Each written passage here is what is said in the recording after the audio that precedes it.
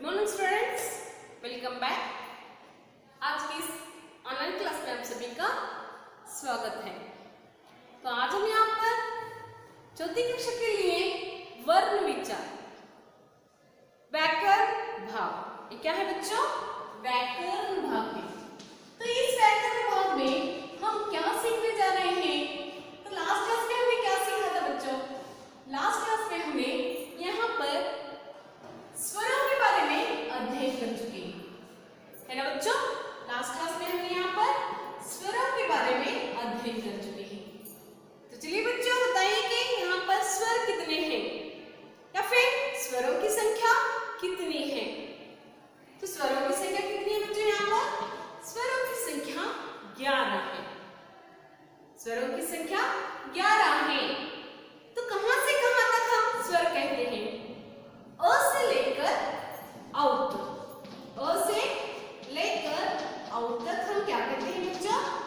इन्हें स्वर कहते हैं। और अमह को हम क्या कहते हैं? अयोगवाह कहते हैं। अम को अनुस्वार कहते हैं और आहा को विसर्ग कहते हैं, है ना बच्चों? तो यहाँ पर स्वरों को अंग्रेजी में क्या कहा जाता है? स्वरों को अंग्रेजी में यहाँ पर ओवेल्स कहा जाता है। तो आज हम यहाँ पर स्वर वर्णमाला का दूसरा भेद कौन सा है बच्चों? व्यंजन। वर्णमाला का दूसरा भेद कौन सा है? व्यंजन। तो लास्ट क्लास में हमने स्वरों के बारे में अभ्यास कर चुके हैं। तो आज की इस क्लास में हम क्या करने जा रहे हैं? यहाँ पर व्यंजनों के बारे में अभ्यास करने जा रहे हैं। ओके, तो चलिए बच्चों, यहाँ पर जो भी मैं यहाँ नोट्स देती हूँ या बोर्ड पर जो भी आपको लिखाती हूँ उसे क्या करना है? नोट डाउन करते हुए जाना है और इसे बार बार पढ़ना है। ओके, तो यहाँ पर ऑलरेडी हम जान चुके हैं कि वर्णमाला के कितने भेद हैं? वर्णमाला के 2 भेद हैं। पहला भेद कौन सा है? स्वर। और दूसरा भेद कौन सा है? व्यंजन। तो लास्ट क्लास में हमने यहाँ पर स्वरों के बारे में अभ्यास कर चुके हैं। चलिए आज हम यहाँ पर क्या करेंगे? व्यंजनों के यानी कि दूसरा भेद व्यंजन के बारे में अभ्यास करेंगे। ओके, तो व्यंजन कितने हैं बच्चों? व्यंजन कितने हैं? व्यंजन 33 हैं। कितने हैं बच्चों?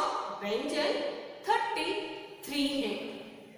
तो आज व्यंजन के बारे में या व्यंजन में होने वाले भेदों के बारे में हम यहाँ पर अभ्यास करेंगे।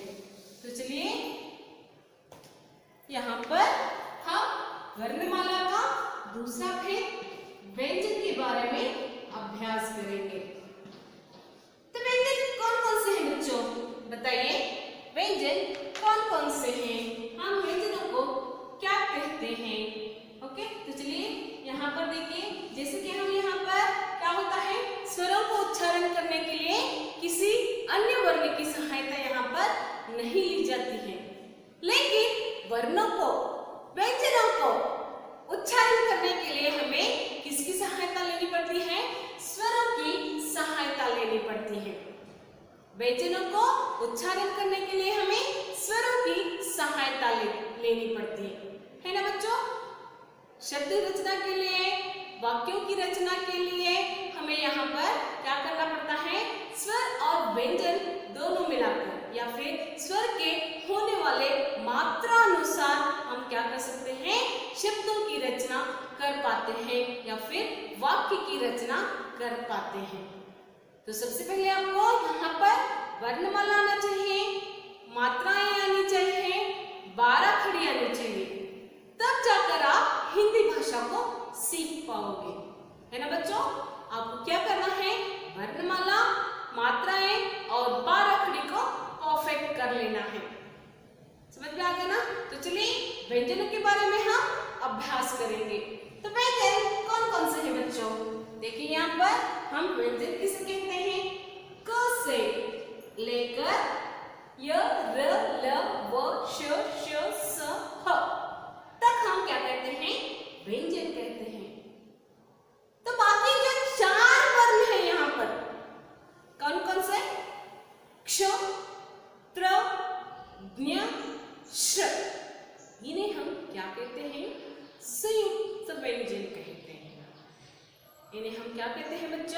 संयुक्त व्यंजन कहते हैं। और संयुक्त व्यंजन जो होते हैं वे दो वर्णों के मेल से बने हुए होते हैं, है ना।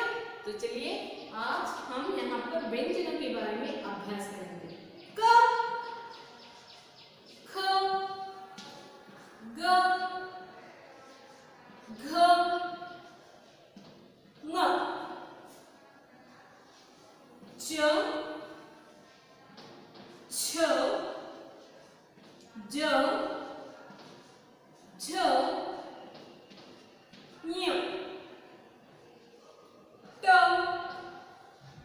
ठ,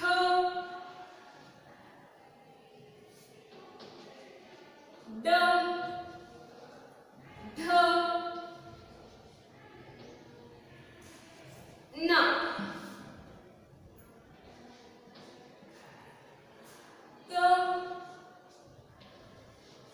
थ, द, ध, न, प, फ, ब,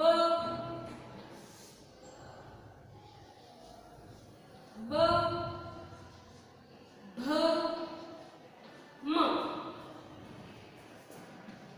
य, र, ल, व, श, श, स, ह, क्ष, त्र, ज्ञ, श। इन्हें हम क्या कहते हैं बच्चों? इन्हें हम व्यंजन कहते हैं। समझ में आ गया ना बच्चों? क से लेकर ह तक हम क्या कहते हैं? इन्हें हम व्यंजन कहते हैं। और क्ष, त्र, ज्ञ, श को हम क्या कहते हैं? संयुक्त व्यंजन कहते हैं। व्यंजनों को उच्चारण करने के लिए हमें स्वरों की सहायता लेनी पड़ती है ना बच्चों? जैसे कि हम यहाँ पर 12 खंड लिखते हैं। देखिए क, हलन, अ लगने से क्या होता है बच्चों? पूरा क वर्ण बन जाता है। अगर हम यहाँ पर अ को हटाकर लिखेंगे तो क क्या होता है बच्चों? आधा इसका उच्चारण होता है। तो हमें यहाँ पर क्या करना पड़ता है बच्चों? व्यंजनों को उच्चारण करने के लिए हमें स्वरों की सहायता लेनी पड़ती है। और स्वर जो होते हैं स्वतंत्र रूप से उन्हें उच्चारण किया जाता है। ओके, तो चलिए बच्चों देखिए यहाँ पर ध्यान दीजिए। इस व्याकरण भाग को आपको क्या करना है? ध्यान में रखना है। यहाँ पर स्वर कितने हैं, व्यंजन कितने हैं, स्वरों के भेद, व्यंजनों के भेद के बारे में आपको जानना बहुत ही जरूरी है। तो क, ख, ग, घ, ङ इसमें 5 अक्षर हो गए। च, छ, ज, झ, ञ इसमें भी 5 वर्ण हो गए। ट, ठ, ड, ढ, न। ये बच्चों यहाँ पर क, ख, ग, घ, ङ इसमें 5 अक्षर हैं। च, छ, ज, झ, ञ इनमें भी कितने अक्षर हैं बच्चों? 5 अक्षर हैं। नेक्स्ट च की लाइन देखिए। च के बाद यहाँ पर हम क्या देखेंगे? ट की लाइन को देखेंगे। ट, ठ, ड, ढ, न इस लाइन में भी कितने अक्षर हैं बच्चों? यहाँ पर भी 5 लेटर्स हैं, है ना। तो नेक्स्ट ट की बाद क्या आता है? त आता है। त के बाद यहाँ पर भी देखिए बच्चों 1 2 3 4 5 तो इसमें भी कितने लेटर्स हैं? यहाँ पर 5 लेटर्स हैं। तो नेक्स्ट देखिए यहाँ पर क, च, ट, त के बाद क्या आता है? प की लाइन आती है। तो प में भी कितने हैं बच्चों? यहाँ पर 5 लेटर्स हैं। वर्ण को हम लेटर्स कहते हैं, आपको पता है ना बच्चों। तो देखिए यहाँ पर 5 5 5 5 5 यानी कि कुल मिलाकर कितने नंबर्स हो गए? यहाँ पर टोटल कितने वर्ण हो गए? तो कुल मिलाकर यहाँ पर 25 लेटर्स हो गए। कितने लेटर्स हो गए बच्चों? 25 लेटर्स वर्ण हो गए। कहां से कहां तक? क से लेकर म तक। क से लेकर म तक 25 लेटर्स हम इन्हें क्या कहते हैं? हम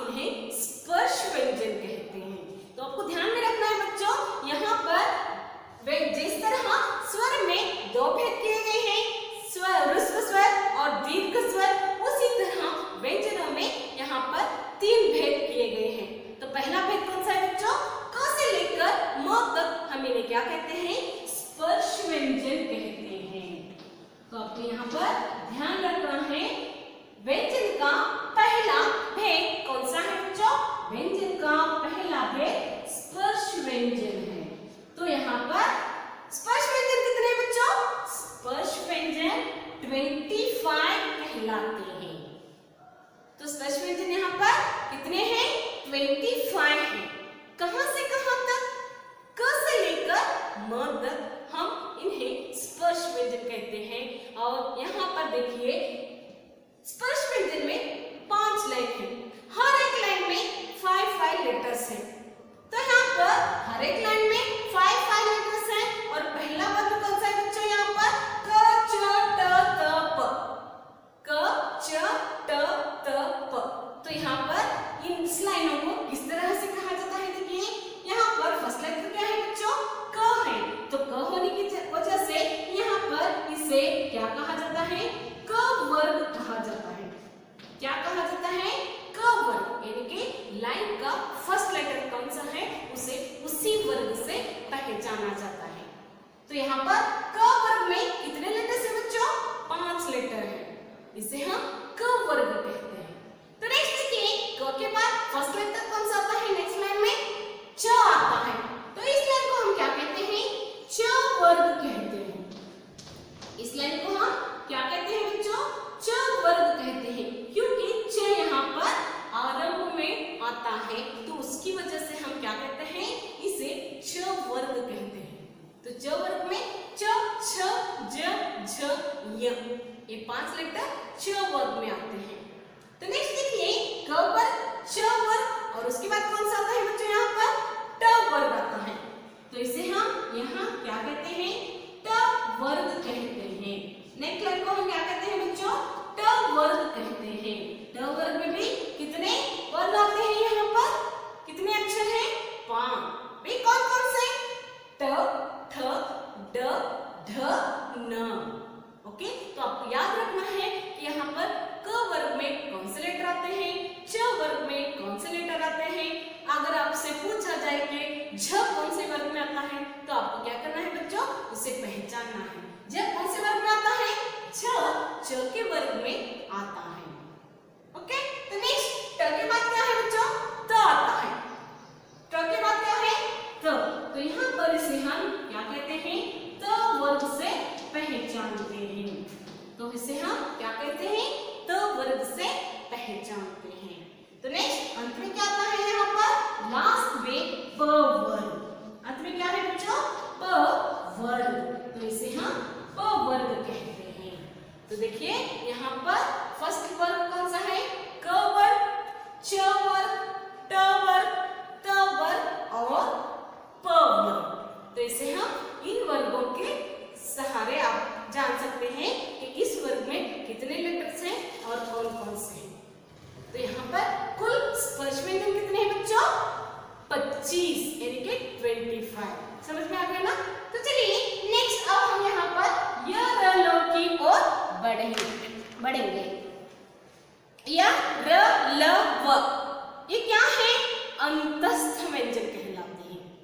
ये क्या है बच्चों? अंतस्थ व्यंजन कहलाते हैं। तो इनकी संख्या कितनी है? 4 है। इनकी संख्या कितनी है? 4 है।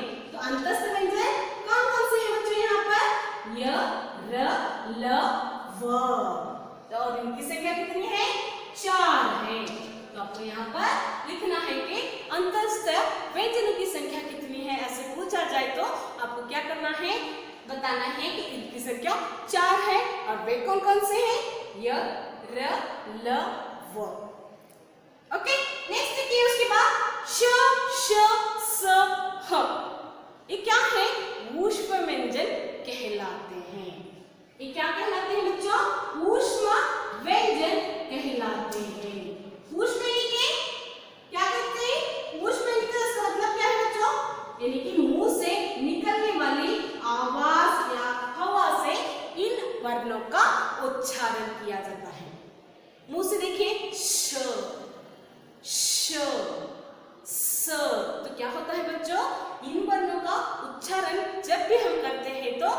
हमारे मुंह से क्या होती है, हवा बाहर निकल आती है। तो इसीलिए हम इन्हें क्या कहते हैं, ऊष्म व्यंजन कहते हैं। तो ऊष्म व्यंजनों की संख्या कितनी है, यहाँ पर भी 4 है। ओके, तो आपको ध्यान रखना है कि ऊष्म व्यंजन किसे कहते हैं, किन वर्णों को कहते हैं, और अंतस्थ व्यंजन किन वर्णों को कहते हैं। ओके, तो नेक्स्ट देखिए यहाँ पर व्यंजनों में स्पर्श व्यंजन, अंतस्थ व्यंजन और ऊष्म व्यंजन 3 भेद किए गए हैं। और इन्हें हम क्या कहते हैं, क्ष, त्र, ज्ञ, श्र को हम क्या कहते हैं, संयुक्त व्यंजन कहते हैं। क्या कहते हैं बच्चों, संयुक्त व्यंजन कहते हैं। लेकिन संयुक्त व्यंजन जो होते हैं यहाँ पर 2 वर्णों के मेल से बने हुए हैं। यहाँ पर क्ष, त्र, ज्ञ, श्र को हम क्या कहते हैं, संयुक्त व्यंजन कहते हैं। और ये जो वर्ण है 2 वर्णों के मेल से बने हुए हैं। ओके, तो यहाँ पर समझ में आ गया ना। तो मैं आपको संयुक्त व्यंजनों का एक अलग सा क्लास आपको यहाँ पर लूंगी। देखिए संयुक्त व्यंजनों की रचना किस तरह की गई है और इनसे आने वाले शब्द कौन कौन से हैं उसके बारे में हम दूसरी नेक्स्ट क्लास में इसका अध्ययन करेंगे। तो संयुक्त व्यंजन में कितने हैं बच्चों, संयुक्त व्यंजन भी 4 हैं। कितने हैं, 4 हैं। ओके, समझ में आ गया ना। संयुक्त व्यंजन कौन कौन से हैं, ऊष्म व्यंजन किसे कहते हैं, अंतस्थ व्यंजनों में कौन से अक्षर आते हैं, और स्पर्श व्यंजनों की संख्या कितनी है। ओके, तो जानना है आपको यहाँ पर स्वर और व्यंजनों के बारे में। तो आपको ध्यान देना है इस ग्रामर पार्ट पर। ओके, तो चलिए बच्चों, यहाँ पर आपको समझ में आ चुका होगा कि स्वर कितने हैं, स्वरों में भेद कितने हैं, व्यंजन कितने हैं और व्यंजनों के भेद कितने हैं, और उसमें आने वाले अक्षरों को या उनके भेद में आने वाले व्यंजन कौन कौन से हैं, आपको क्या करना है, स्टडी करना है। तो स्पर्श व्यंजन, अंतस्थ व्यंजन और ऊष्म व्यंजन, इसके बारे में आपको ध्यान में रखना है कि कौन से वर्ग किस भेद में या किस भाग में आते हैं। ओके, आशा करती हूँ कि आज का यह क्लास आपकी समझ में आ चुका होगा। नेक्स्ट क्लास में हम क्या करेंगे, सिर्फ और सिर्फ संयुक्त व्यंजनों के बारे में हम अभ्यास करेंगे। तो आपको क्या करना है बच्चों, एक सेपरेट बुक ग्रामर की बनानी है और उसमें ये सभी आपको लिखना है और इसे बार बार पढ़ना है। ओके, वर्णमाला, जब आपको वर्णमाला आएगा तभी जाकर आप क्या करोगे, शब्दों की रचना कर पाओगे या वाक्यों की रचना कर पाओगे। समझ में आ गया। चलिए बच्चों, आशा करती हूँ कि आज का यह क्लास आपकी समझ में आ चुका होगा। जो भी यहाँ पर मैंने आपको दिया है उसे क्या करना है, ग्रामर पार्ट में लिखना है और मुझे भेजना है। यह वीडियो क्लास यहीं पर समाप्त होता है बच्चों। नेक्स्ट क्लास में फिर मिलेंगे।